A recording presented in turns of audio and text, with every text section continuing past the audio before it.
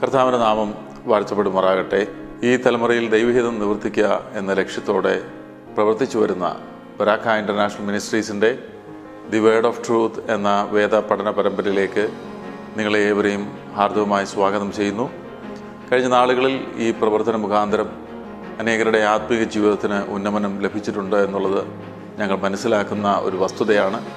അനേകരുടെ പ്രാർത്ഥനാ വിഷയങ്ങളിൽ നിന്ന് പ്രാർത്ഥിപ്പാനും അനേകരുടെ ആത്മീയമായിട്ടുള്ള ചോദ്യങ്ങൾക്ക് ഉത്തരം പറഞ്ഞു കൊടുക്കുവാനും അത് അവരുടെ ആത്മീയ ജീവിതത്തിന് വളർച്ചയ്ക്ക് നിദാനമായി തീർന്നു എന്നുള്ളതും ഞങ്ങൾ മനസ്സിലാക്കുന്നു.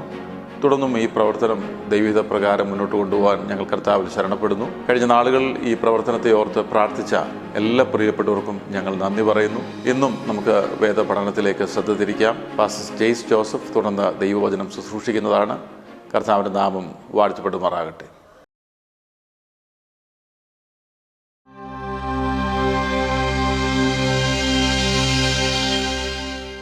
ബരാക്ക ഇൻ്റർനാഷണൽ മിനിസ്ട്രീസിൻ്റെ വേർഡ് ഓഫ് ട്രൂത്ത് പ്രോഗ്രാമിലേക്ക് നിങ്ങളെല്ലാവരെയും സ്വാഗതം ചെയ്യുന്നു. കർത്താവ് യേശുക്രിസ്തുവിൻ്റെ നാമത്തിലുള്ള സ്നേഹവന്ദനത്തെ അറിയിക്കുന്നു. കഴിഞ്ഞ ദിവസം നമ്മൾ സംസാരിച്ചത് കർത്താവിൻ്റെ വിശ്വാസം, കർത്താവിലുള്ള നമ്മുടെ വിശ്വാസം എങ്ങനെ സ്ഥിരതയുള്ളൊരു വിശ്വാസം ഉളവാക്കുന്നതെന്നും എങ്ങനെ നമ്മുടെ വിശദീകരണത്തിലേക്ക് നയിക്കുന്നു എന്നുള്ളതുമാണ്. എന്നാൽ നമ്മൾ അതിൻ്റെ അവസാന ഭാഗത്ത് പറഞ്ഞു നിർത്തിയത് മുഖപക്ഷം കാണിക്കരുത് എന്നുള്ള ഒരു വാക്യത്തിലാണ്. 2:1 പറയുന്നു, സഹോദരന്മാരെ, തേജസ്സുള്ളവനായി നമ്മുടെ കർത്താവായ യേശുക്രിസ്തുവിൽ വിശ്വസിക്കുന്ന നിങ്ങൾ മുഖപക്ഷം കാണിക്കരുത്. അപ്പോൾ ഈ മുഖപക്ഷം കാണിക്കരുതെന്നുള്ളത് അവിടെ ദാരിദ്ര്യവും സമ്പത്തും സംബന്ധിച്ചുള്ള കാര്യങ്ങളിലാണ് പറയുന്നത്. 2 തരത്തിലുള്ള ആളുകൾ സഭയിൽ വന്നാൽ വരുമാനം കൂടുതലുള്ള ആളെ കൂടുതൽ ശ്രേഷ്ഠരായി എണ്ണുന്നൊരു സ്വഭാവം നമ്മുടെ ഇടയിലുണ്ട്.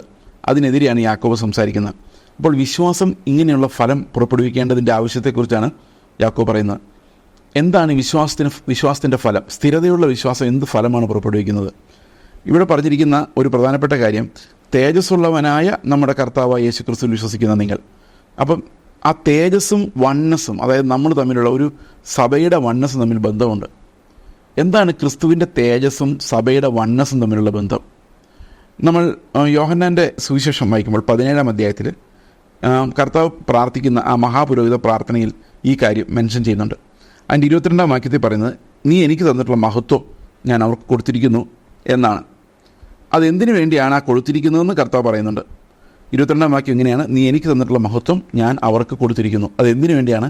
നീ എന്നെ അയച്ചിരിക്കുന്നുവെന്നും നീ എന്നെ സ്നേഹിക്കുന്നവർ അവരെ സ്നേഹിക്കുന്നുവെന്നും ലോകം അറിയുവാൻ, നാം ഒന്നായിരിക്കുന്നവർ അവരും ഒന്നാകേണ്ടതിന്, ഞാൻ അവരിലും നീ എന്നിലുമായി അവർ ഐക്യത്തിൽ തികഞ്ഞവരായിരിക്കേണ്ടതിനും തന്നെ. അപ്പോൾ ഈ മഹത്വവും ഐക്യത്തിലുള്ള തികവും തമ്മിലുള്ള ബന്ധം എന്താണ്? എങ്ങനെയാണ് കർത്താവ് മഹത്വം തരുന്നത് വഴി നമ്മളെല്ലാവരും ഒരു ശരീരമായി മാറുന്നത് എന്നുള്ളതാണ്. നമുക്കറിയാം, ലോകത്തിൽ പല കാര്യങ്ങൾക്കാണ് ആളുകൾ മഹത്വം കൊടുക്കുന്നത്. ചിലർ കുടുംബ മഹിമ മഹത്വം കൊടുക്കുന്നു, ചിലർ ഞങ്ങളൊരു പ്രത്യേക ജാതിയാണ് എന്നുള്ളതിന് മഹത്വം കാണുന്നു, വേറെ ചിലർ വിദ്യാഭ്യാസം കൂടുതലുള്ളതിന് മഹത്വം കാണുന്നു, സമ്പത്ത് കൂടുതലുള്ളവർക്ക് മഹത്വം കാണുന്നു. അപ്പോൾ അവിടെ സംഭവിക്കുന്നത് എന്താണെന്ന് വെച്ച് കഴിഞ്ഞാൽ, ഈ ലോകത്തിൻ്റെ മഹത്വം ഇങ്ങനെയുള്ള പല കാര്യങ്ങളിൽ ചിതറപ്പെട്ടിരിക്കുകയാണ്. എന്നാൽ ദൈവത്തിൻ്റെ മഹത്വം അങ്ങനെയല്ല, അത് ക്രിസ്തുവിൻ്റെ മഹത്വമാണ്. അത് അവനിൽ വിശ്വസിക്കുന്ന എല്ലാവർക്കുമുള്ള വാഗ്ദത്തമാണ്. അപ്പോൾ ആ യേശുക്രിസ്തുവിൻ്റെ മഹത്വത്തിൻ്റെ മുമ്പിലേക്ക് വന്നു കഴിയുമ്പോഴേക്കും നമുക്ക് ജാതിപരമായ മഹത്വമോ സമ്പത്തിൻ്റെ മഹത്വമോ വിദ്യാഭ്യാസത്തിൻ്റെ മഹത്വമോ അല്ലെങ്കിൽ സൗന്ദര്യത്തിൻ്റെ മഹത്വമോ ഒന്നും നമ്മുടെ മുമ്പിലേക്ക് വരികയില്ല. കാരണം നമ്മളെല്ലാവരും, അത് ഏത് ജാതി മത വർഗ ഭേദമുള്ള ഏത് ബാക്ക്ഗ്രൗണ്ടിൽ നിങ്ങൾ വന്നവരായാലും യേശുക്രിസ്തുവിൻ്റെ തേജസ് പ്രാപിക്കും എന്ന് പറയുമ്പോൾ നമ്മുടെ മുമ്പിൽ മഹത്വമുള്ളത് ക്രിസ്തുവിന് മാത്രമാണ്.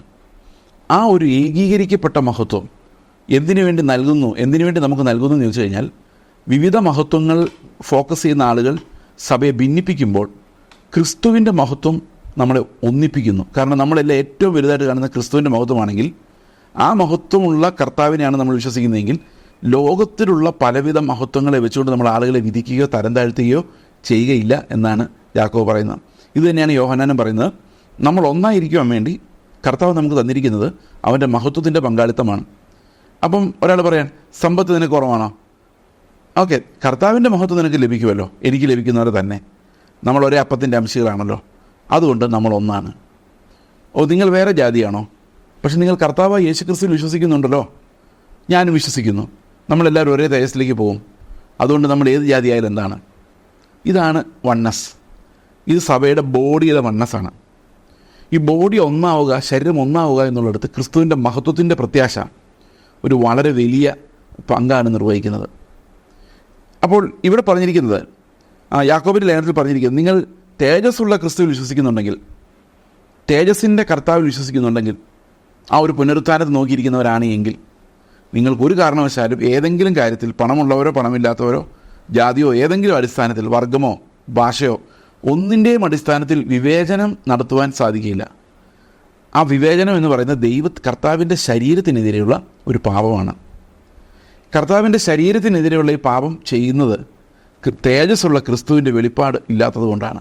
ഇന്ന് നമ്മൾ പലപ്പോഴും ഈ വിവാഹ പരസ്യങ്ങൾ പെന്തക്കോസ്ത് മാധ്യമങ്ങളിൽ കാണുമ്പോൾ, ക്രിസ്തീയ മാധ്യമങ്ങളിൽ കാണുമ്പോൾ, അവിടെ എല്ലാം ബാക്ക്ഗ്രൗണ്ട് എടുത്തു പറയുന്നത് നമുക്ക് കാണാം. സമാന ബാക്ക്ഗ്രൗണ്ടിൽ നിന്നുള്ള വിവാഹാലോചനകൾ ക്ഷണിക്കുന്നു എന്നാണ് അതിൻ്റെ അർത്ഥം. ഇത് വളരെ ദയനീയമായൊരു കാഴ്ചയാണ്. എന്നെ ചെറുപ്പം തൊട്ടേ വേദനിപ്പിക്കുന്നൊരു കാര്യമാണ്. അതായത് ഒരു പ്രത്യേക ബാക്ക്ഗ്രൗണ്ടിൽ നിന്ന്, ഒരു ഫോർ എക്സാമ്പിൾ ഒരു മധ്യ തിരുവിതാംകൂറിൽ ഒരു ക്രിസ്തീയ ബാക്ക്ഗ്രൗണ്ടിൽ നിന്ന്, ഒരു സിറിയൻ ക്രിസ്ത്യൻ ബാക്ക്ഗ്രൗണ്ടിൽ നിന്ന് വിശ്വാസി വന്ന ഒരാൾ വെളിയിൽ നിന്ന് വിവാഹം കഴിക്കുന്നത് എന്തോ വലിയ പാപമായിട്ടും വലിയ പ്രശ്നമായിട്ടുമാണ് കാണുന്നത്. അവരെല്ലാവരും വിശ്വാസികളാണ്, ഒരേ സഭയിൽ പോകുന്നവരായാൽ പോലും. അപ്പോൾ ഈ ജാതി വ്യവസ്ഥ എന്ന് പറയുന്നത് മുഖപക്ഷം, ഏറ്റവും വലിയ മുഖപക്ഷം ഇന്ന് ഈ ജാതിയുടെ പേരിലാണുള്ളത്. എൻ്റെ ചെറുപ്പകാലം, സ്കൂൾ വിദ്യാഭ്യാസകാലം ഇടുക്കി ജില്ലയിലായിരുന്നു. ഇടുക്കി ജില്ലയുടെ പ്രത്യേകത അവിടെ കുറച്ചുകൂടെ ഈ ജാതിക്ക് അതീതമായ ചിന്തയുണ്ടെന്നുള്ളതാണ്. കാരണം എല്ലാവരും അധ്വാനിച്ച് ജീവിക്കുന്നവരും ഈ കുടുംബമഹിമയൊന്നും പറഞ്ഞുകൊണ്ടിരിക്കാൻ സമയമില്ലാത്തവരുമാണ്. ഞങ്ങളുടെ പറമ്പിലോ വീട്ടിലോ ഒക്കെ എന്തെങ്കിലും വർക്ക് ചെയ്യാനൊക്കെ വരുന്ന ആൾക്കാർ, ഞങ്ങളെല്ലാം ഒന്നിച്ചിരുന്നാണ് ഫുഡ് കഴിച്ച് ഓർമ്മയാണ് എനിക്കുള്ളത്. കാരണം അങ്ങനെ അന്ന് ചിന്തിച്ചിട്ടേ ഇല്ല, ഈ ജാതിയുടെ അടിസ്ഥാനത്തിലൊന്നും ഞങ്ങൾ ചിന്തിച്ചിട്ട് പോലുമില്ല. പക്ഷേ ഇടയിൽ ഞാൻ എൻ്റെ വിദ്യാഭ്യാസ കാലത്തിൻ്റെ അവസാന കാലഘട്ടത്തിൽ ഞാൻ പത്തനംതിട്ടയിലുള്ളൊരു സ്ഥലത്ത് വന്ന് താമസിക്കേണ്ടി വന്ന സാഹചര്യത്തിലാണ് ജാതി വ്യവസ്ഥ എത്ര കഠിനമാണെന്ന് എനിക്ക് മനസ്സിലായത്. അന്ന് പല വീടുകളിലും മറ്റ് ജാതിയിലുള്ളവർക്ക് പ്രവേശനം പോലും ഇല്ല എന്നുള്ള കാര്യം, പണിയാൻ വരുന്നവർ അവർ വെളിയിൽ നിൽക്കുകയുള്ളൂ എന്നുള്ള കാര്യം ഞാൻ മനസ്സിലാക്കുന്നത് നമുക്കൊരു സാമാന്യ ബോധത്തിനെതിരെയുള്ള ഒരു വെല്ലുവിളിയായിട്ടാണ് ഈ ആധുനിക കാലത്തും ക്രിസ്ത്യാനികളുടെ ഇടയിലും ഇങ്ങനെയുള്ള ജാതി വ്യവസ്ഥകളുണ്ട് എന്നുള്ളത് നമ്മൾ മനസ്സിലാക്കുന്നത്. പ്രിയ സഹോദരങ്ങളെ, ഈ മുഖപക്ഷം എന്ന് പറയുന്ന ദൈവത്തെ വല്ലാതെ ചൊടിപ്പിക്കുന്ന മുഖപക്ഷമാണ്. ആ ശരീരത്തിനെതിരെയുള്ള പാപമാണ്. അങ്ങനെ ചെയ്യുന്നവർ കർത്താവിൻ്റെ ശരീരത്തിൻ്റെ ഭാഗമല്ല. കാരണം കർത്താവിൻ്റെ ഏറ്റവും വലിയ ആ പദ്ധതി എന്ന് പറയുന്നത് സകല ജാതികളും വംശങ്ങളും ഭാഷകളും ഗോത്രങ്ങളും ഒന്നിച്ച് കർത്താവിനെ സ്തുതിക്കുന്ന ആ ഒരു ദിവസത്തേക്ക് എത്തുക എന്നുള്ളതാണ്. എന്നാൽ പ്രത്യേകിച്ചും ഈ ഒരു ജാതി വിവേചനം, അല്ലെ ബാക്ക്ഗ്രൗണ്ട് വെച്ചുള്ള വിവേചനം, മുഖപക്ഷം ഏറ്റവും കൂടുതൽ കാണുന്നത് വിവാഹവുമായി ബന്ധപ്പെട്ടിട്ടാണ്. അത് ഏറ്റവും ദുഃഖകരമായൊരു കാര്യമാണ്. ഇന്ന് നമ്മുടെ ഇടയിൽ നടക്കുന്ന ഒരു സാമൂഹ്യ തിന്മ എന്താണെന്ന് വെച്ച് കഴിഞ്ഞാൽ, പെന്തക്കോസ്തുകാരുടെ ഇടയിലുള്ള ഒരു സാമൂഹ്യ തിന്മ എന്താണെന്ന് വെച്ച് കഴിഞ്ഞാൽ, ഞാൻ ഒറ്റ വാക്കിൽ പറയുന്നത് ജാതി വ്യവസ്ഥയാണ്. ഒരു ജാതിയിൽ നിന്ന് വിശ്വാസത്തിൽ വന്നയാൾ അതേ ജാതിയിലുള്ള ഒരാളെ കല്യാണം കഴിക്കണമെന്ന് ആർക്കോ വാശിയുള്ളതുപോലെയാണ്. വേറൊരു ജാതിയുമായി ഇടകലരാൻ അവർ സമ്മതിക്കില്ല. അതായത് ആ പാരമ്പര്യം കാത്തു സൂക്ഷിക്കാൻ വേണ്ടിയുള്ള പരിപാടികൾ, അത് സഭകൾ പോലും, ഓരോ സഭകളും ഓരോ പ്രത്യേക വിഭാഗങ്ങൾക്കുള്ളതുപോലെയാണ് ഇപ്പോൾ വളർന്നു വരുന്നത്. ഇതിൽ ഏറ്റവും ദയനീയമായൊരു കാര്യം എന്ന് പറയുന്നത്, ഞാനത് കേൾക്കുമ്പോൾ അത് പല രീതിയിൽ നിങ്ങളെ ബാധിച്ചേക്കാം എന്നെനിക്കറിയാം. സുവിശേഷം കേട്ട് അനേകം ആളുകൾ, യൗവനക്കാർ, സഹോദരിമാർ വിശ്വാസം സ്വീകരിക്കുന്നു പല മതങ്ങളിൽ നിന്ന്, പല ഭാഷകളിൽ നിന്ന്. എന്നാൽ ഇതിനകത്ത് വന്ന ശേഷം അവരുടെ വിവാഹം നടക്കാതെ പോകുന്നു. കാരണം ഈ പഴയ പാരമ്പര്യത്തിലുള്ള ആളുകൾ തങ്ങളുടെ മക്കൾക്ക് ഒരിക്കലും ഇവരെ ആലോചിക്കില്ല. പ്രത്യേകിച്ച് ഒറ്റയ്ക്ക് ഇറങ്ങി വന്നവരെ ആലോചിക്കത്തേയില്ല. കാരണം അത് പിന്നീട് അസ്വാരസ്യങ്ങൾ ഉണ്ടാക്കുമെന്നാണ് ഇവർ പറയുന്നത്. അപ്പോൾ പ്രിയ സഹോദരങ്ങളെ, നമ്മുടെ വിശ്വാസത്തിന് എന്താണ് അർത്ഥമുള്ളത്? എന്തിനാണ് നിങ്ങൾ അവരെ വിളിച്ച് മതത്തിൽ ചേർക്കുന്നത്? അവരെ കൂട്ടത്തിൽ ചേർക്കി അവരുടെ സമൂഹത്തിൽ നിന്ന് അവർ ബഹിഷ്കൃതരാവുകയും അവരുടെ നാട്ടിൽ നിന്നും വീട്ടിൽ നിന്ന് ഉപേക്ഷിക്കപ്പെടുകയും അനാഥരാവുകയും ചെയ്ത് നമ്മുടെ കൂട്ടായ്മയിലേക്ക് വരുന്നു കഴിയുമ്പം നമ്മളും അവരെ ഒരു ഡിസ്റ്റൻസ് ദൂരത്തിൽ നിർത്തുന്ന ആ മുഖപക്ഷം എന്ന് പറയുന്നത് വളരെ ക്രൂരമാണ്. എത്രയോ വിവാഹങ്ങളാണ് നടക്കാതെ പോകുന്നത്. എത്രയോ ആളുകളാണ് വിവാഹം കഴിക്കാതെ പ്രായം കഴിഞ്ഞു പോകുന്നത്. എന്നിട്ട് ഇവർ അപ്പം നുറുക്കും, എന്നിട്ട് ഇവർ സ്നേഹത്തെക്കുറിച്ച് സംസാരിക്കും, എന്നിട്ട് ഇവർ ക്രിസ്തുവിനെക്കുറിച്ച് സംസാരിക്കും. ഇത് വളരെ ദയനീയമായ ഒരു പരിസ്ഥിതിയാണ് നമ്മുടെ മുമ്പിൽ വരച്ച് കാണിക്കുന്നത്.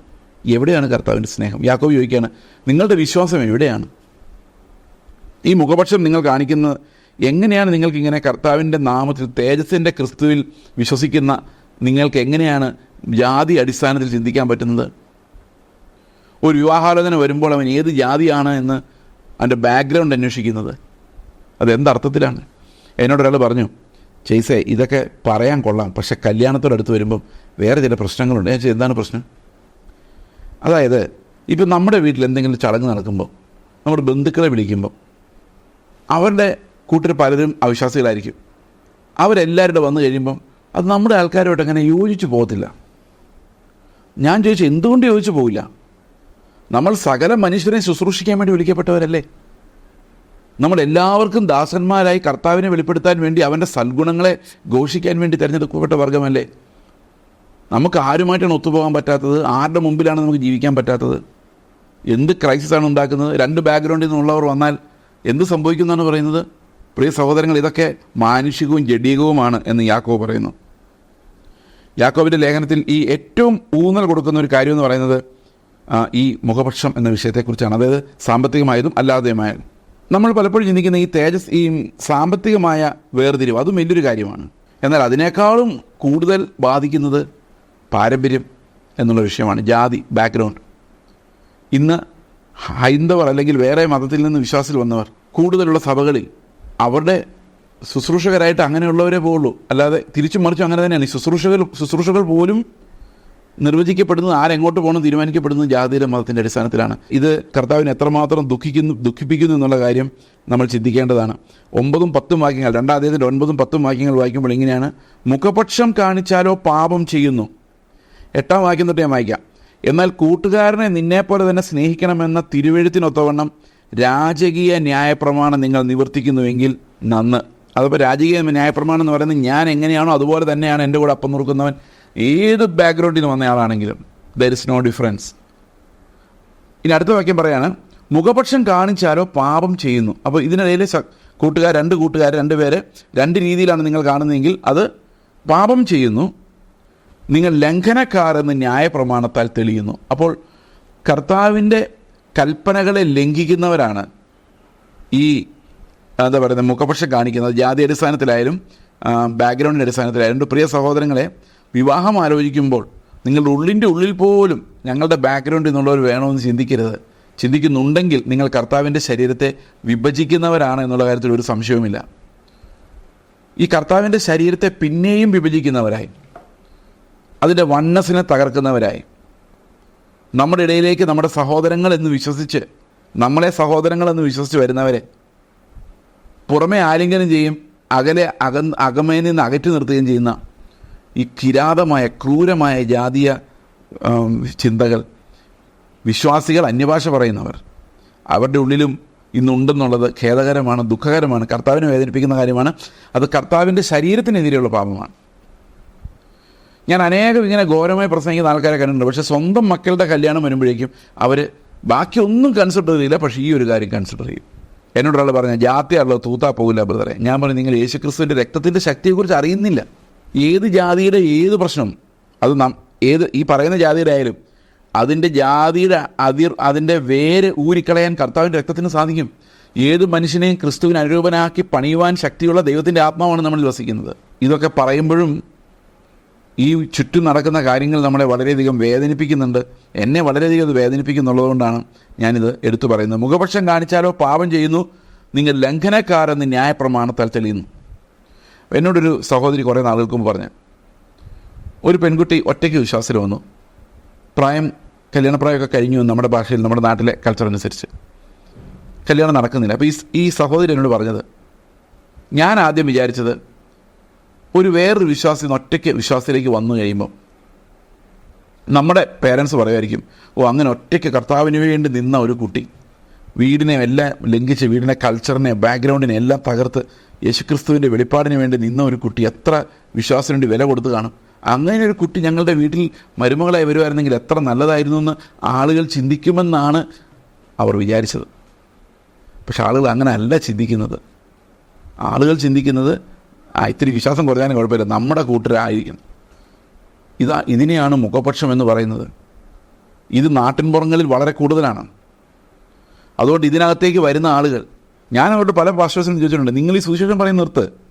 എന്തിനാണ് നിങ്ങൾക്ക് സ്വന്തം സഹോദരങ്ങളെപ്പോലെ അവരെ കാണാൻ പറ്റില്ലെങ്കിൽ അവരുടെ ആ സ്ഥലത്ത് നിന്ന്, അവരുടെ സമൂഹത്തിൽ നിന്ന് അവരെ അടർത്തി മാറ്റി നമ്മുടെ ഇടയിൽ കൊണ്ടുവരികയും അവരെ പിന്നെ അകറ്റി നിർത്തുകയും ചെയ്തു കഴിഞ്ഞാൽ എന്തൊരു ക്രൂരതയാണ്. അവരൊന്നും അറിയാതെയാണ് ഇതിനകത്ത് വരുന്നത്. നമ്മൾ സ്വന്തം സഹോദരങ്ങളെ പോലെ സ്നേഹിക്കുമെന്ന വിചാരത്തിൽ തന്നെയാണ് അവർ വരുന്നത്. പക്ഷെ വന്ന ശേഷമാണ് നമ്മൾ തനിനിറം കാണിക്കുന്നത്. ഈ വഞ്ചന ഇന്ന് വളരെയധികം തുടർന്നു പോകുന്നു എന്നുള്ളത് വളരെ വേദനാജനകമാണ്. ആ ചിന്ത, ഈ ജാതീയ ചിന്തയിൽ നിന്ന് രക്ഷപ്പെടുവാൻ യേശുക്രിസ്തുവിൻ്റെ വെളിപ്പാട്, തേജസ്സിൻ്റെ വെളിപ്പാട് ലഭിക്കാതെ സാധിക്കില്ല എന്നുള്ളൊരു കാര്യവും കൂടെയുണ്ട്. സുവിശേഷം ശരിക്കും പ്രസംഗിക്കപ്പെടാത്ത സഭകളിൽ എങ്ങനെയാണ് ഈ ജാതി ചിന്തകൾ പോകുന്നത്? അവിടെ ദൈവത്തെ മഹത്വപ്പെടുത്താൻ കഴിയാതെ സ്വന്തം നമ്മളോട് ഒരു കാര്യം മനസ്സിലാക്കണം. ദൈവത്തെ മഹത്വപ്പെടുത്താൻ കഴിയാതെ പോകുന്നതിൻ്റെ പ്രധാനപ്പെട്ട കാരണം നമ്മൾ നമ്മുടെ പല കാര്യങ്ങളിൽ മഹത്വം കാണുന്നതുകൊണ്ടാണ്. അങ്ങനെ ദൈവത്തിൻ്റെ മഹത്വത്തെ നിഷേധിക്കുന്ന, ശരീരത്തിനെതിരെ, കർത്താവിൻ്റെ ശരീരമാകുന്ന സഭയ്ക്കെതിരെ പാപം ചെയ്യുന്ന ഒരു അവസ്ഥയെക്കുറിച്ചാണ് യാക്കോബ് ഈ ലേഖനത്തിൽ പറയുന്നത്. ഞാൻ 9-ാമത്തെ വാക്യവും 10-ാമത്തെ വാക്യം ഒന്നിച്ച് വായിക്കാം. മുഖപക്ഷം കാണിച്ചാലോ പാപം ചെയ്യുന്നു, നിങ്ങൾ ലംഘനക്കാരെന്ന് ന്യായപ്രമാണത്താൽ തെളിയുന്നു. ഒരുത്തൻ ന്യായപ്രമാണം മുഴുവൻ അനുസരിച്ചിട്ട് നടന്നിട്ടും ഒന്നിൽ തെറ്റിയാൽ അവൻ സകലത്തിലും കുറ്റക്കാരനാകുന്നു. അപ്പോൾ സഹോദരനോട് മുഖപക്ഷം കാണിക്കുന്നവൻ എല്ലാ ന്യായപ്രമാണവും ലംഘിച്ചതുപോലെയാണ്. കാരണം ഇറ്റ്സ് എ റോയൽ കമാൻഡ്മെൻറ്റ്. അതായത് നിന്നെപ്പോലെ നിൻ്റെ കൂട്ടുകാരനെ സ്നേഹിക്കുക എന്നുള്ളത് ന്യായപ്രമാണത്തിൻ്റെ റോയൽ കമാൻഡ്മെൻറ്റാണ്. അത് ലംഘിക്കപ്പെടുമ്പോൾ എല്ലാ കൽപ്പനകളും ലംഘിച്ചതുപോലെയാണ്. നമ്മൾ ലംഘകരായിട്ടാണ് കർത്താവിന് മുമ്പിൽ നിൽക്കുന്നത് എന്നുള്ളതാണ് ഈ വാക്യം നമ്മളെ പഠിപ്പിക്കുന്നത്. എനിക്കറിയാം, ഇത് കേട്ടാലും ഒരു കൂസലും ഇല്ലാതെയാണ് നമ്മുടെ ആളുകൾ ജീവിക്കുകയുള്ളൂ.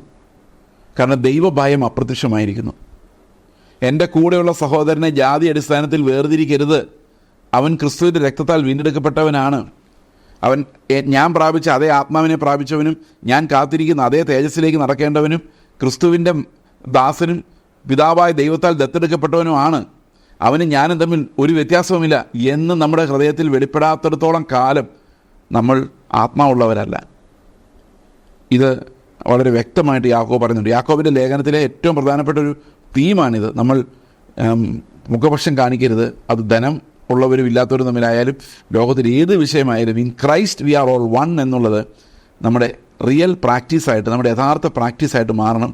അതുകൊണ്ട് ക്രോസ് കൾച്ചറലി തന്നെ വിവാഹം കഴിക്കാൻ പറ്റുന്നിടത്തോളം നല്ലതാണ്. അത് അങ്ങനെ മാത്രമല്ല കേട്ടോ, കല്യാണം എങ്ങനെ വേണ്ടി നടക്കാം.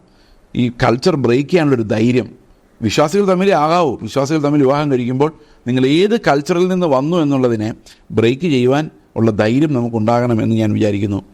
നമ്മുടെ ചുറ്റുമുള്ളവർ, ഞാൻ വിവാഹം കഴിച്ചത്, എൻ്റെ ഭാര്യ മലയാളിയല്ല, കന്നഡ സ്വദേശിയാണ്, കന്നഡ ഭാഷ സംസാരിക്കുന്ന കന്നഡ ആ നാട്ടുകാരിയാണ്. പക്ഷെ ഞാൻ വിവാഹം കഴിച്ചൊരു മിഷണറീനെയാണ്. ഞാൻ വിവാഹം കഴിക്കുമ്പോൾ എൻ്റെ ഭാര്യ ഓൾറെഡി മിഷണറി ആയിരുന്നു. അങ്ങനെ പ്രപ്പോസലായിട്ട് വന്നതാണ്. പ്രേമ കല്യാണമൊന്നുമല്ല. പക്ഷെ വർഷങ്ങൾക്ക് ശേഷം ഞങ്ങളുടെ കുടുംബത്തിലുള്ള ഒരാളെന്നോട് പറഞ്ഞു, നമ്മുടെ കുടുംബത്തിൽ നിന്ന് ഹിന്ദുവിനെ കല്യാണം കഴിച്ച് വേറൊരു നാട്ടിൽ ജാതിയിൽ നിന്ന്. ഞാൻ പറഞ്ഞു, ഏത് ജാതി, എന്ത് ജാതിയെക്കുറിച്ചാണ് നിങ്ങൾ സംസാരിക്കുന്നത്? ഞാനൊരു മിഷണറി ആയതുകൊണ്ട് ഒരു മിഷണറിയെ കല്യാണം കഴിച്ചു. അതല്ലേ ഞാൻ ചെയ്യേണ്ടത്? അപ്പോൾ അത് ജാതിയുടെ ബാക്ക്ഗ്രൗണ്ടിൽ നിങ്ങൾ ഇപ്പോൾ, I married A Christian, I married A believer, ഞാനൊരു വിശ്വാസിയാണ് വിവാഹം കഴിച്ചത്. അപ്പോഴാണ് അത് ശരിയാണല്ലോ. കാരണം ഈ ചിന്ത ഹൃദയത്തിനകത്ത് പോകുന്നില്ല. ഈ മുറുകെ പറ്റുന്ന പാപം എന്ന് പറയുന്നത് ഒരു പാപമാണ് ഈ ജാതി വ്യവസ്ഥ എന്ന് പറയുന്നത്. അപ്പോൾ ഒരുത്തൻ ന്യായപ്രമാണം മുഴുവൻ അനുസരിച്ച് നടന്നിട്ടും ഒന്നിൽ തെറ്റിയാൽ അവൻ സകലത്തിനും കുറ്റക്കാരനായി തീർന്നു. വ്യഭിചാരം ചെയ്യരുതെന്ന് കൽപ്പിച്ചവൻ കൊല ചെയ്യരുതെന്ന് കൽപ്പിച്ചിരിക്കുന്നു. വ്യഭിചാരം ചെയ്യുന്നില്ലെങ്കിലും കൊല ചെയ്യുന്നുവെങ്കിൽ ന്യായപ്രമാണം ലംഘിക്കുന്നവനായിരിക്കും. അപ്പോൾ ഏതെങ്കിലും അതൊരു എക്സാമ്പിൾ പറഞ്ഞിരിക്കുന്നതാണ്. നീ വ്യഭിചാരം ചെയ്യുന്നില്ല പക്ഷേ കൊല ചെയ്യുന്നു. വ്യഭിചാരവും കൊലയും ചെയ്യുന്നില്ല പക്ഷേ സഹോദരനോട് മുഖപക്ഷം കാണിക്കുന്നു. നീ വ്യഭിചാരവും കൊലയും എല്ലാം ചെയ്ത ഒരു ദുഷ്ടനെ പോലെയാണ് നിൽക്കുന്നത്. ആ ദുഷ്ടതയ്ക്കെതിരെ ഇന്ന് സഭയ്ക്ക് ഒരു ശബ്ദമാകാൻ പറ്റുന്നില്ല. യേശുക്രിസ്തുവിൻ്റെ ശരീരത്തിനെ ശുശ്രൂഷിക്കുന്ന ശുശ്രൂഷകർക്ക് ഈ ജാതി വ്യവസ്ഥയ്ക്ക് അപ്പുറത്തേക്ക് ഒരു ശബ്ദമാകാൻ പറ്റുന്നില്ല. ഞാനിത് അടുത്ത ദിവസങ്ങളിലെല്ലാം ശ്രദ്ധിച്ചൊരു കാര്യമാണ്. അവരും കൂടെ ചേർന്നാണ്, ഈ ശുശ്രൂഷകരും കൂടെ ചേർന്നിട്ടാണ് ഈ ജാതി വ്യവസ്ഥ ഇതിനകത്ത് ഉറപ്പിക്കുന്നത്. ഓക്കെ, അടുത്ത വാക്യം പറയാണ്, സ്വാതന്ത്ര്യത്തിന് ന്യായപ്രമാണത്താൽ വിധിക്കപ്പെടുവാനുള്ളവരെ പോലെ സംസാരിക്കുകയും പ്രവർത്തിക്കുകയും ചെയ്യുക. അപ്പം നമ്മളെ വിധിക്കുന്ന ഒരു സ്വാതന്ത്ര്യത്തിന് ന്യായപ്രമാണമാണ്. അതായത് ക്രിസ്തുവിലുള്ള ഫ്രീഡം. ആ ഫ്രീഡം, അതായത് ഞാൻ ക്രിസ്തുവിൽ സ്വതന്ത്രനായിരിക്കുന്നു, എനിക്ക് യാതൊരു പാരമ്പര്യ ബന്ധനങ്ങളുമില്ല, എനിക്ക് വേറെ ഒരു കാര്യത്തിലുമുള്ള ഒരു വിഷയത്തിലും ബന്ധനമില്ല. ഓക്കെ, ഇപ്പോൾ ഉദാഹരണത്തിന് ഒരു സഭയിൽ രണ്ട് വിശ്വാസികൾ, ഒരേ സഭയിൽ നിന്ന് അർത്ഥമില്ല, ഒരേ വിശ്വാസമുള്ള രണ്ടുപേർ തമ്മിൽ വിവാഹം കഴിക്കുന്ന കാര്യം എടുത്തോ, സ്വാതന്ത്ര്യം ഉണ്ടോ നിങ്ങൾക്ക്? ഇല്ല. കാരണം അവിടെ പല ചങ്ങലകളുണ്ട്. വിദ്യാഭ്യാസം, പണം, ബാക്ക്ഗ്രൗണ്ട്, ഇങ്ങനെ അനേകം ചങ്ങലകളുണ്ട്. അത് കല്യാണത്തിൻ്റെ കാര്യത്തിൽ മാത്രമല്ല, ഈവനൊരു പാസ്റ്ററെ നിയമിക്കുന്നതിനകത്ത് നമുക്ക് സ്വാതന്ത്ര്യമില്ല. ഈ സ്വാതന്ത്ര്യത്തിൻ്റെ ന്യായപ്രമാണം ഉദ്ദേശിക്കുന്നത് അത് മാത്രമല്ല, എങ്കിലും അത് അതിനകത്തൊരു വലിയൊരു കാര്യമാണ്. നമ്മൾ ഫ്രീ ആയിട്ടൊരാളോട് ഇടപെടുവാൻ അനേകം തടസ്സങ്ങൾ നമ്മുടെ ഉള്ളിൽ ഈ സ്വാതന്ത്ര്യത്തിൻ്റെ ന്യായപ്രമാണത്താൽ വിടുവിക്കപ്പെടാത്തത് കൊണ്ട് സംഭവിക്കുന്നുണ്ട്. നേരത്തെ നമ്മൾ വായിച്ച പോലെ സ്വാതന്ത്ര്യത്തിൻ്റെ ന്യായപ്രമാണത്തെ ഉറ്റുനോക്കുന്നവർക്ക് എന്ത് സംഭവിക്കും? അവർ ക്രിസ്തുവിൻ്റെ നീതിയിലേക്ക് വളർന്നു വരുന്നവരായി മാറും, നീതിമാന്മാരായി മാറും. കാരണം സ്വാതന്ത്ര്യത്തിൻ്റെ ന്യായപ്രമാണത്തിന് അങ്ങനെ നമ്മളെ വിടുവിക്കുവാനുള്ള അധികാരമുണ്ട്. ഇവിടെ പറയുകയാണ്, സ്വാതന്ത്ര്യത്തിൻ്റെ ന്യായപ്രമാണത്താൽ വിധിക്കപ്പെടുവാനുള്ളവരെ പോലെ സംസാരിക്കുകയും പ്രവർത്തിക്കുകയും ചെയ്യുവൻ. അപ്പോൾ നമ്മൾ വിധിക്കപ്പെടും. പക്ഷേ എങ്ങനെയാണ് വിധിക്കപ്പെടുന്നത്? സ്വാതന്ത്ര്യത്തിൻ്റെ ന്യായപ്രമാണത്താലാണ്. അതായത് നമ്മളെ സ്വാതന്ത്ര്യം തരുന്ന, നമ്മുടെ ശിക്ഷാവിധിയിലാകപ്പെടുത്താത്ത, ബന്ധനത്തിലാക്കാത്ത ഒരു പ്രമാണമാണ് നമ്മളെ വിധിക്കുന്നത്. അതേ പ്രമാണത്താലാണ് എൻ്റെ ചുറ്റുമുള്ള സഹോദരങ്ങൾ വിധിക്കപ്പെടാൻ പോകുന്നത്, വിശ്വസിക്കുന്ന എല്ലാവരും.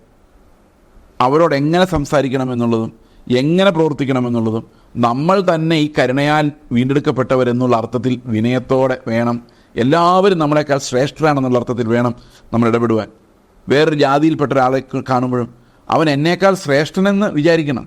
ഓക്കെ, അപ്പോൾ സ്വാതന്ത്ര്യത്തിൻ്റെ ന്യായപ്രമാണത്താൽ വിധിക്കപ്പെടുവാനുള്ളവരെ പോലെ സംസാരിക്കുകയും പ്രവർത്തിക്കുകയും ചെയ്വിൻ. കരുണ കാണിക്കാത്തവന് കരുണയില്ലാത്ത ന്യായവിധി ഉണ്ടാകും. കരുണ ന്യായവിധിയെ ജയിച്ച് പ്രശംസിക്കുന്നു. അപ്പോൾ ശരിക്കും നമുക്ക് ലഭിച്ച കരുണ, നമ്മൾ കർത്താവിൽ നിന്ന് പ്രാപിച്ച കരുണ എത്രയോ വലുതാണ്, എത്രയോ ആഴമുള്ളതാണ്. ആ കരുണ കാണിക്കാത്ത നമ്മൾ കരുണയില്ലാത്ത ന്യായവിധി ഉണ്ടാകും എന്ന് ദൈവത്തിൻ്റെ വചനം മുന്നറിയിപ്പ് തരുന്നു. എൻ്റെ പ്രിയ സഹോദരങ്ങളെ, എത്ര കൃത്യമായിട്ടാണ് യാക്കോബിൻ്റെ ലേഖനത്തിൽ നമ്മുടെ തന്നെ ഈ കാലഘട്ടത്തിൻ്റെ സ്വഭാവത്തെ വരച്ച് കാണിച്ചിരിക്കുന്നത്. എത്ര അത്ഭുതകരമായിട്ടാണ് അവിടെ ആ കാര്യങ്ങൾ വെളിപ്പെടുത്തപ്പെട്ടിരിക്കുന്നത്. ഇവിടെ പറയുന്നത്, നമ്മൾ സഹോദരങ്ങളോട് കരുണ കാണിക്കാത്തവരായി. ഞാൻ അമ്പരന്ന് പോരുന്നുണ്ട്. ശരിക്കും പറഞ്ഞു കഴിഞ്ഞാൽ നമ്മൾ വിശ്വാസ ലോകത്തിലേക്ക് നോക്കിക്കഴിയുമ്പോൾ ഈ ശരിക്കുമുള്ള കരുണയില്ലായ്മ നമുക്ക് എല്ലായിടത്തും കാണാം. എത്ര പെട്ടെന്നാണ് ആളുകൾ വിധിക്കുന്നത്, ഒരാളെ കൊള്ളില്ല എന്ന് പറയുന്നത്. ഒരു കരുണയുമില്ലാതെ വിധിക്കുന്നവർക്ക് അതുപോലെ കരുണയില്ലാത്തൊരു വിധി ഉണ്ടാകും എന്ന് യാക്കോബ് മുന്നറിയിപ്പ് തരുന്നു. ഇത് ശരിക്കും യാക്കോബിൻ്റെ ലേഖനത്തിൽ ഞാനിപ്പോൾ മനസ്സിലാക്കുന്നത്, ഇത് വിശ്വാസത്തിൻ്റെ സ്ഥിരത എന്നുള്ളത് ഒരു വ്യക്തിയുടെ ജീവിതത്തിൽ മാത്രമല്ല, ഒരു സമൂഹത്തിൽ, ഒരു സഭയിൽ നമ്മൾ ഒന്നിച്ചിരിക്കുമ്പോൾ ആ വിശ്വാസത്തിൻ്റെ സ്ഥിരത, തേജസ്സുള്ള ക്രിസ്തുവിനെ ഉറ്റുനോക്കുന്ന, സ്വാതന്ത്ര്യത്തിൻ്റെ ന്യായപ്രമാണത്തെ ഉറ്റുനോക്കുന്ന, സ്വാതന്ത്ര്യത്തിൻ്റെ ന്യായപ്രമാണത്താൽ വിധിക്കപ്പെടുവാൻ വേണ്ടി കാത്തിരിക്കുന്ന, ഫ്രീഡം അനുഭവിക്കുന്ന, ക്രിസ്തുവിൻ്റെ ഫ്രീഡം അനുഭവിക്കുന്ന ആളുകൾ പരസ്പരം എങ്ങനെ ആ സ്ഥിരമായ വിശ്വാസത്തോട് ഇടപെടണം എന്നുള്ളതിൻ്റെ ഒരു പ്രമാണം കൂടിയാണ് യാക്കോബ് നമുക്ക് തരുന്നത്. എങ്ങനെയാണ് നമ്മുടെ സഭയിലുള്ള വിവിധങ്ങളായ ആളുകളോടുള്ള നമ്മുടെ മനോഭാവം എങ്ങനെയായിരിക്കണം എന്ന് ഈ അധ്യായം നമ്മളെ പഠിപ്പിക്കുന്നു. അപ്പോൾ കരുണ കാണിക്കാത്തവന് കരുണയില്ലാത്ത ന്യായവിധി. നിങ്ങൾ ആരെങ്കിലും വിധിച്ചിട്ടുണ്ടോ? നിങ്ങളുടെ ഹൃദയത്തിൽ ഏതെങ്കിലും ഒരു മനുഷ്യന് കൊള്ളില്ല എന്ന് പറഞ്ഞ് മാറ്റി നിർത്തിയിട്ടുണ്ടോ?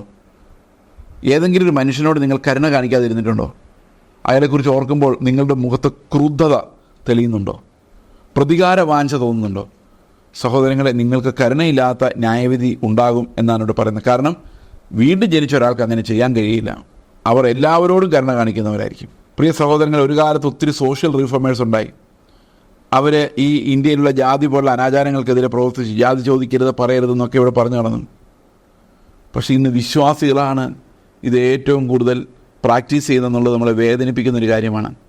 ജാതി ചോദിക്കുന്നതും പറയുന്നതും അത് പല രീതിയിലാണ്, പല ടെക്നിക്കുകളിലാണ് ഇവർ ജാതി ചോദിക്കുന്നത്.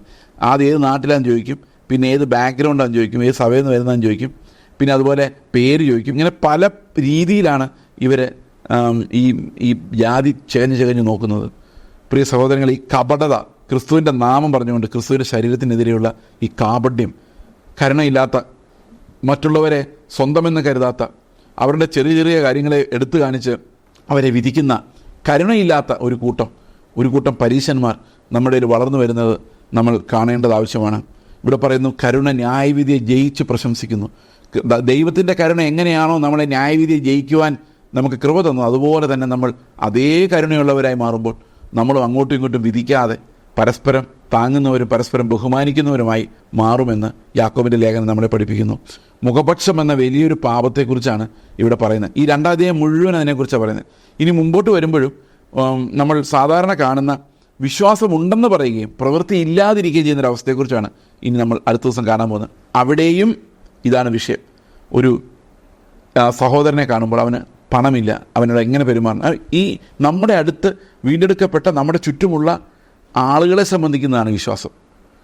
നമ്മൾ ഒറ്റയ്ക്ക് ഒരു മുറിയിലിരുന്ന് വിശ്വാസിയാകാൻ സാധിക്കില്ല. നമ്മുടെ അടുത്ത് കരുണ ലഭിക്കേണ്ടവന് കരുണ കൊടുത്തു, കൈത്താങ്ങേണ്ടവനെ കൈത്താങ്ങിയും മുഖപക്ഷമില്ലാതെ നമ്മുടെ ചുറ്റുമുള്ള സഹോദരന്മാരെ സ്നേഹിച്ചു മാത്രമേ നമുക്ക് നമ്മുടെ വിശ്വാസം പ്രകടിപ്പിക്കാൻ സാധിക്കുകയുള്ളൂ.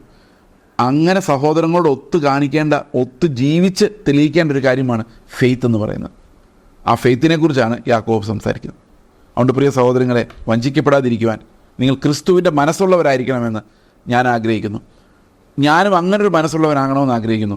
നമുക്ക് പ്രാർത്ഥിക്കാം. ഞങ്ങളുടെ സ്വർഗ്ഗസ്ഥ പിതാവേ, അങ്ങയുടെ ശരീരത്തിനെതിരെയുള്ള പാപം, പല അവയവങ്ങളെയും ജഡ്ജ് ചെയ്യുന്ന, ജാതി അടിസ്ഥാനത്തിൽ ജഡ്ജ് ചെയ്യുന്ന, അവരുടെ ബാക്ക്ഗ്രൗണ്ടിൻ്റെ അടിസ്ഥാനത്തിൽ ജഡ്ജ് ചെയ്യുന്ന ആ ചപല സ്വഭാവം, ദുഷ്ട സ്വഭാവത്തിൽ നിന്ന്, സഹോദരനെ സ്നേഹിക്കാത്ത ക്രൂദ്ധ സ്വഭാവത്തിൽ നിന്ന് കർത്താവെ, ഈ സഭയെ, ഈ സമൂഹത്തെ ദൈവമേ കർത്താവെ, അങ്ങയുടെ പേർ ചൊല്ലി വിളിക്കുന്ന ജനത്തെ അവിടുന്ന് വിടുവിക്കണമെന്ന് അടിയൻ അങ്ങോട്ട് പ്രാർത്ഥിക്കുന്നു. കർത്താവ്, ഞങ്ങൾ അങ്ങയുടെ ഗ്ലോറി മാത്രം നോക്കുന്നവരായിരിക്കുവാൻ ഞങ്ങളെ സഹായിക്കണം. കർത്താവ് യേശു ക്രിസ്തുവിൻ്റെ നാമത്തിൽ തന്നെ ആമേൻ.